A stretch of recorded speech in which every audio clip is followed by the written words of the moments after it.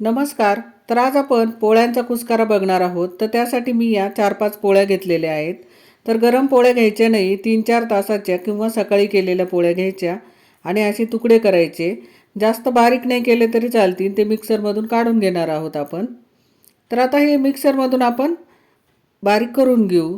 तर हे मिक्सरच्या भांड्यामध्ये मी ठेवले आणि आता आपण हे बारीक करून घेऊ. तर जेवढ्या पोळ्या घेतल्या होत्या तेवढ्या सर्व बारीक करून घेणार आहे मी. तर हा पोळ्यांचा कुस्कारा खूप छान चविष्ट लागतो.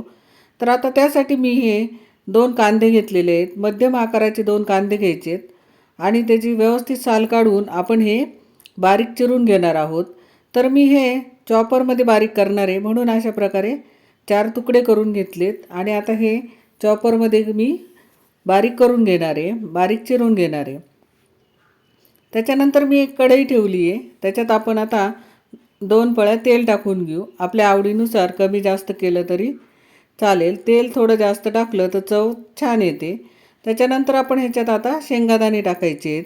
तर तेलात थोडे परतून घ्यायचे आणि कढीपत्ता टाकायचा आणि लगेचच कांदा टाकून घ्यायचा. तर कढीपत्त्याचं आपण पानं न घेताच डायरेक्ट आपण काड्यांसहित टाकायचं म्हणजे चव छान येते.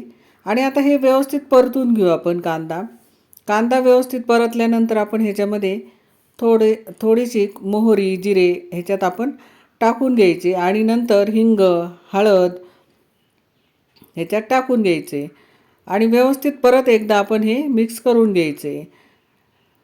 आपल्याला लाल तिखटही टाकून घ्यायचे ह्याच्यात म्हणजे मिरची पावडर तीसुद्धा आपल्या आवडीनुसार टाकून घ्यायची आणि आता व्यवस्थित हे परत आपण मिक्स करून घ्यायचं.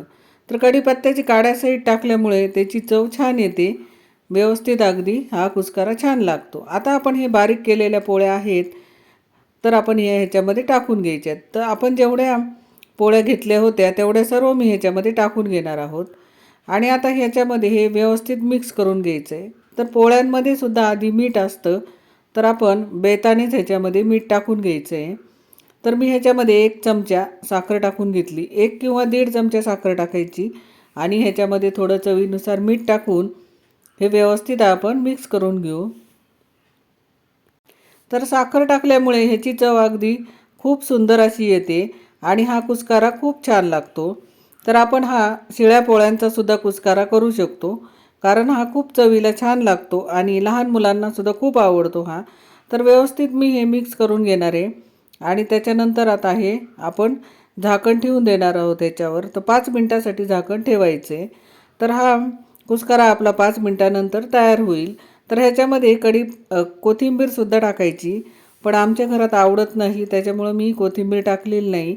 तर कोथिंबीरीने सुद्धा खूप सुंदर अशी चव येते आणि आपण जी साखर टाकतो त्या साखरेमुळे हा कुस्कारा अगदी मऊ आणि छान होतो. जेवढा आपण मऊ करू तेवढा हा खूप असा सुंदर लागतो. तर आपला हा बघा आपण झाकण ठेवून आता 5 मिनिटं वाट बघू.